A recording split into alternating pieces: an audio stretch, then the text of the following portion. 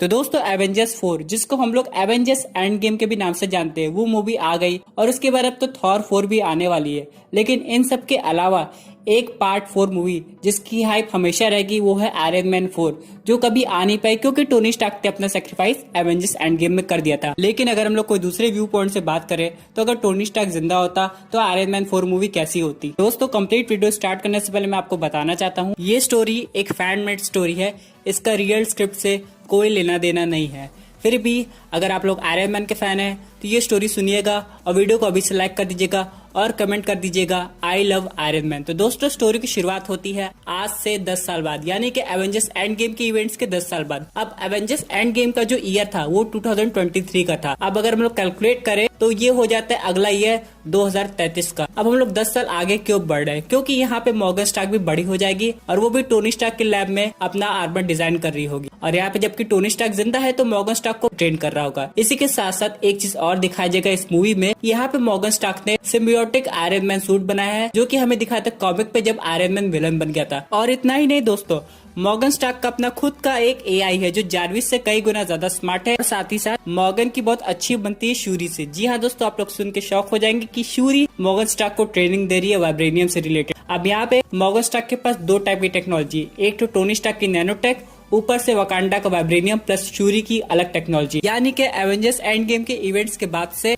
यहाँ पे वकांडा और स्टार्क इंडस्ट्रीज मिलकर टेक्नोलॉजी पे काम कर रही हैं ताकि अर्थ को प्रोटेक्ट कर सके। और इसी का एक एग्जांपल हम लोग को दिखाता है एक एवेंजर्स वाले गेम में जिसमें अल्ट्रॉन वापस आ गया था। आप लोग देख सकते थे उस गेम में कि कैसे आयरन मैन का सूट, ब्लैक पैंथर का सूट मिलके एक नया सूट बन गया था। उस गेम का नाम था एवेंजर्स डैमेज कंट्रोल जो कि अभी हाल ही में रिलीज होने वाला है। अब इसी के बेसिस पे चलिए कुछ और आगे बात करते हैं। अब यहाँ पे डॉक्टर स्ट्रेंज है जो कि मल्टीवर्स ऑलरेडी एक्सप्लोर कर चुके हैं। अब यहाँ पे पीटर पार्कर सारी प्रॉब्लम अपनी सॉल्व कर ली है, उनकी आइडेंटिटी अभी भी रिवील नहीं हुई है क्योंकि स्पाइडरमैन की आइडेंटिटी वाली प्रॉब्लम निक फ्यूरी ने सॉल्व कर दी थी। असल में हुआ क्या था, स्क्रल यहाँ पे पीटर पार्कर बन के मीडिया के सामने आ गया और जो हमारे ओरिजिनल स्पाइडरमैन थे वो स्पाइडरमैन बन के इधर उधर कर रहे थे। इससे ये प्रूव हो गया कि पीटर पार्कर और स्पाइडरमैन दो अलग अलग कैरेक्टर है। अब यहाँ पे स्टोरी को आगे बढ़ाते हैं कि विलन कौन होगा। बहुत से लोगों के ये क्वेश्चन होगा इन 10 ईयर्स में क्या एक्स-मैन, फैंटास्टिक 4 आगे मार्वल सिनेमैटिक यूनिवर्स में, तो इसका आंसर है हाँ। इतना ही नहीं दोस्तों, स्टॉर्म यहाँ पे ब्लैक पैंथर से शादी भी कर चुकी है और आराम से वकांडा में रह रही है। साथ ही साथ यहाँ पे वुल्वरीन और डेडपुल कब का इंट्रोड्यूस हो गया है।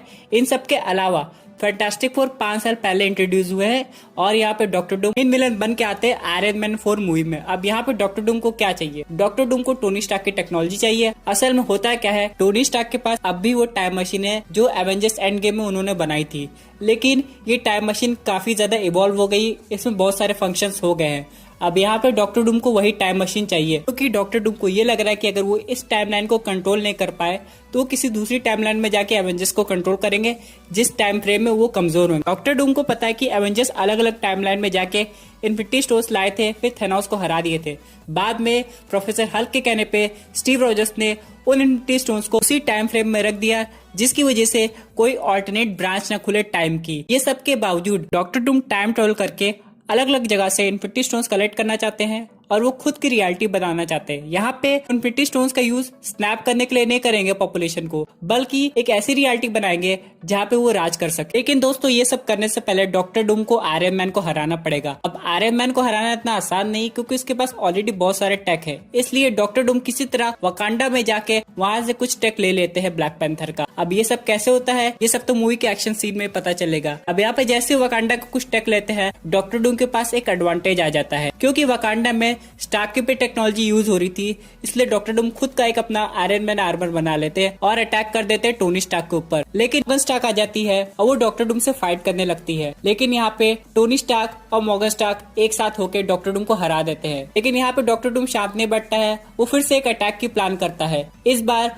वो अटैक मैजिक के साथ भी करता है, यानी कि डॉक्टर डूम डॉक्टर स्ट्रेंज की कुछ मैजिकल किताब उठा लेता है और उसको अच्छे से पढ़ के जादू सीख लेता है। वैसे डॉक्टर डूम की हिस्ट्री बहुत पुरानी है क्योंकि उसकी मम्मी भी जादूगर थी, इसलिए उसे जादू सीखने में कोई ज्यादा दिक्कत नहीं होती है। अब यहाँ पे डॉक्टर डूम वकांडा की technology, Stark technology, doctor Strange के जादू से टोनी स्टार्क को हराने की कोशिश करता है। लेकिन जैसे वो स्टार्क टावर पे जाता है, वहाँ पे already doctor Strange, Tony Stark, Black Panther, Shuri, Morgan Stark और स्पाइडरमैन मौजूद रहते हैं। और यहाँ पे अच्छी खासी फाइट होती है डॉक्टर डूम की और बाकी सारे सुपर हीरोज की। और ये सब सुपर हीरोज डॉक्टर डूम को हरा देते हैं और फिर फैंटास्टिक फोर डॉक्टर डूम को ले जाके शील्ड की एक हाई क्लास जेल में बंद कर देता है। लेकिन डॉक्टर डूम गुस्से से बोलता है, तुमने मुझे बंद किया, तुम्हें इसका अंदाजा भी नहीं है कि क्या होने वाला है। फिर टोनी स्टार्क पूछता है क्या होने वाला है, तुम इन्फिनिटी स्टोन्स लेके एक ऑल्टरनेट रियलिटी क्रिएट करने वाले थे। तो बोलता है डॉक्टर डूम कि मैं इन्फिनिटी स्टोन्स लेके एक ऑल्टरनेट रियलिटी नहीं क्रिएट कर रहा था, बल्कि मैं इन्फिनिटी स्टोन्स से पूरी की पूरी अर्थ को बचाना चाहता था। फिर डॉक्टर स्ट्रेंज डॉक्टर डूम से पूछते हैं कि तुम्हारे कहने का क्या मतलब है। फिर यहाँ पे डॉक्टर डूम बोलता है कि यहाँ पे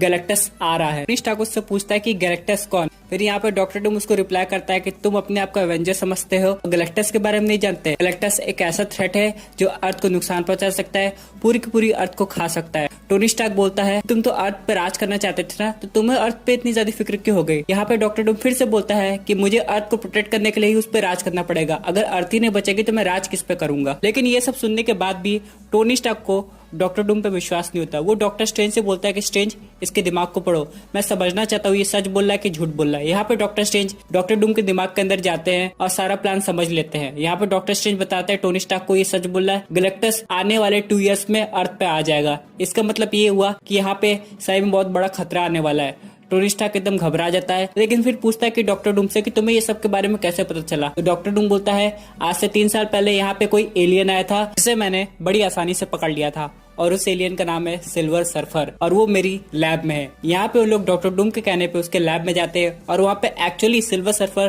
पिछले 3 साल से कैद रहता है जो कि गैलेक्टस के लिए काम करता है। लेकिन सिल्वर सर्फर उनको कन्विंस करने की कोशिश करता है कि वो गैलेक्टस के लिए काम जबरदस्ती कर रहा था, यानी कि वो ये काम करना नहीं चाहता था। लेकिन यहाँ पे टोनी स्टार्क के बार बार पूछने पे सिल्वर सर्फर ये कंफर्म कर देता है कि हाँ गैलेक्टस वो लोकल प्लैनेट पे आके कब्जा कर लेगा या कि पूरा प्लैनेट ही कंज्यूम कर लेगा। अब यहाँ पे टोनी स्टार्क घबराते हुए बाकी एवेंजर्स को इन्फॉर्म करता है और एक प्लान बनाता है कि हम लोग को 2 साल के लिए कैसी तैयारी करनी चाहिए। इन सब के बाद ही डॉक्टर स्ट्रेंज से बोलता है कि तुम अपने मैजिक से अर्थ को प्रोटेक्ट करने की कोशिश करो और मैं अपने टेक से अर्थ को प्रोटेक्ट करने की कोशिश करता हूँ। इसके बाद टोनी स्टार्क अपनी लेबोरेटरी में जाके कैरल डैनवर्स यानी कि कैप्टन मार्वल को कांटेक्ट करने की कोशिश करता है। बाद में वो कैप्टन मार्वल से पूछता है कि तुम्हें गैलेक्टस के बारे में कुछ नहीं पता। कैप्टन मार्वल बोलती है मुझे गैलेक्टस के बारे में पता है, लेकिन हम लोग चाह के भी उसका कुछ नहीं कर सकते, वो इतना पावरफुल बीइंग है, उसे हराना इतना आसान नहीं है। इसलिए टोनी स्टार्क बोलता है हमारे पास 2 ऑप्शन है, या तो हम लोग गैलेक्टस को रोक कर रखे या फिर उसके लिए कोई ऑल्टरनेट प्लैनेट खोजे जिससे वो कंज्यूम कर ले, लेकिन वो प्लैनेट एकदम वेकेंट होना चाहिए। वो कैप्टन मार्वल को बोलता है कि तुम एक ऐसा प्लैनेट खोजो जहाँ पे हम लोग गैलेक्टस को टेलीपोर्ट करके उस प्लैनेट पे कंज्यूम करने के लिए गैलेक्टस को लगा दे और तब तक हम लोग गैलेक्टस को रोकने के लिए यहाँ पे प्लान बनाते हैं। कैप्टन मार्वल अपने मिशन पे चली जाती है गार्डियंस ऑफ द गैलेक्सी के साथ बाकी प्लैनेट्स को खोजने जो कि गैलेक्टस के लिए सुटेबल रहेगा और यहाँ पे Tony Stark Galactus buster armour पे काम करता है। इसके बाद टोनी स्टार्क थॉर से कांटेक्ट करने की कोशिश करता है जो किसी दूसरे प्लैनेट पे कुछ चीज खोज रहा रहता है। यहाँ पे जैसे थॉर से कांटेक्ट करते टोनी स्टार्क बताता है कि तुम्हें अंदाजा भी नहीं क्या होने वाला है। इस पे थॉर मजाक में बोलता है कि वो थेनोस वापस आ रहा है क्या। टोनी स्टार्क फिर बोलता है उससे भी खतरनाक चीज होने वाली है, यहाँ पे एक ऐसा बीइंग आने वाला है जिसे हराने के लिए शायद इन्फिनिटी स्टोन्स भी कम पड़ जाए। तब थॉर थोड़ा सीरियस होकर पूछता है आखिर हुआ क्या है।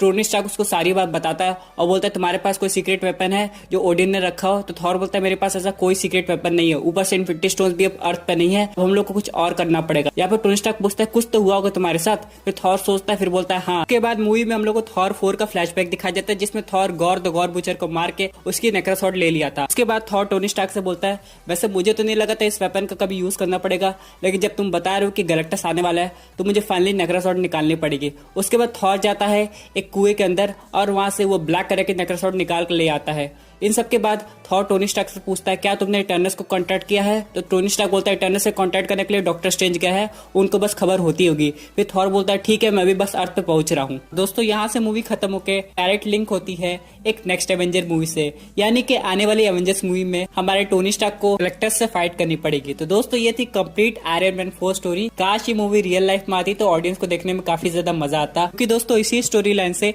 एक एवेंजर्स एंड गेम लेवल की मूवी सामने आती। वैसे दोस्तों एक तरह से ये मूवी लॉजिकल भी लग रही, क्योंकि गैलेक्टस इतनी जल्दी मार्वल सिनेमैटिक यूनिवर्स में इंट्रोड्यूस नहीं होगा। उसके लिए कई सारे सिनेरियो क्रिएट करने पड़ेंगे, जैसे कि डॉक्टर डूम, सिल्वर सर्फर। फिर अगर आयरन मैन होता तो गैलेक्टस बस्टर पे कैसे काम कर रहा है, कैसे उस आर्मर की टेस्टिंग हो रही है और बाकी सुपर हीरोज कैसे हेल्प कर रहे टोनी स्टार्क की, ये सब दिखाया जाता। और वैसे भी दोस्तों, अगर एवेंजर्स एंड गेम का रिकॉर्ड तोड़ता है और गैलेक्टस को लाके कोई मूवी बनानी है तो इसमें कई टाइप के सुपर हीरोज चाहिए। फॉर एग्जांपल, इस मूवी में दिखाएगी कि कैसे इटर्नल से भी कांटेक्ट होता है, फिर कैसे एक्स-मैन भी आके टोनी स्टार्क की हेल्प करते हैं। इन सब के अलावा फैंटास्टिक फोटो ऑलरेडी मौजूद है मार्वल सिनेमैटिक यूनिवर्स में। तो जब सारे हीरोज अलग अलग यूनिवर्स से आ जाएंगे और एक साथ मिलकर एक बड़े बीइंग से लड़ेंगे जो कि थानोस से भी ज्यादा पावरफुल है, तो मूवी देखने में ज्यादा मजा आएगा। वैसे दोस्तों, आपके क्या व्यूज है इस पर्टिकुलर टॉपिक पे, अपने व्यूज जरूर कमेंट कीजिएगा। और अगर आप ऐसी unique super hero content enjoy करना चाहते हैं तो हमारे चैनल को सब्सक्राइब करके हमारी सुपर हीरो फैमिली का हिस्सा बन जाइएगा। Thank you for watching.